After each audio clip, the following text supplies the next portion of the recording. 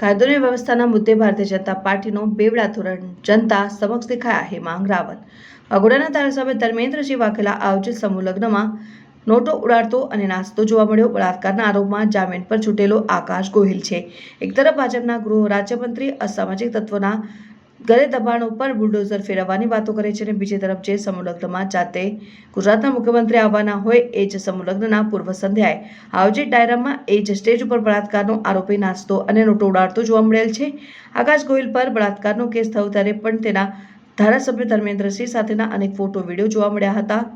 કાયદો અને વ્યવસ્થાના મુદ્દે ભારતીય જનતા પાર્ટીનો બેવડા ધોરણ જનતા સમક્ષ જોવા મળ્યા છે.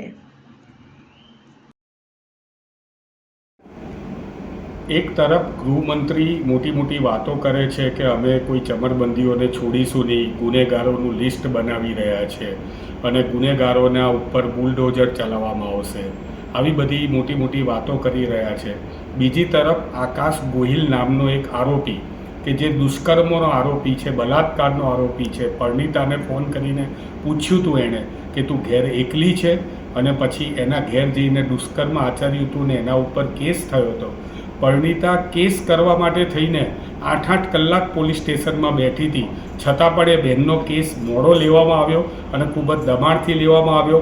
વડોદરાના ધારાસભ્ય સાથે આ સંકળાયેલો વ્યક્તિ ગઈકાલે વડોદરાના ધારાસભ્ય ધર્મેન્દ્રસિંહ દ્વારા જે સમૂહ લગ્નનું આયોજન છે એના આગલી રાત્રે સ્ટેજ ઉપર જઈને એને હારથી એનું સ્વાગત કરવામાં આવે છે, હાર પહેરાવવામાં આવે છે, રૂપિયા ઉડાડતો આ આરોપી જોવામાં આવે છે. જામીન ઉપર છૂટેલો આરોપી એ આ સ્ટેજ ઉપર જઈને રૂપિયા ઉડાડે છે.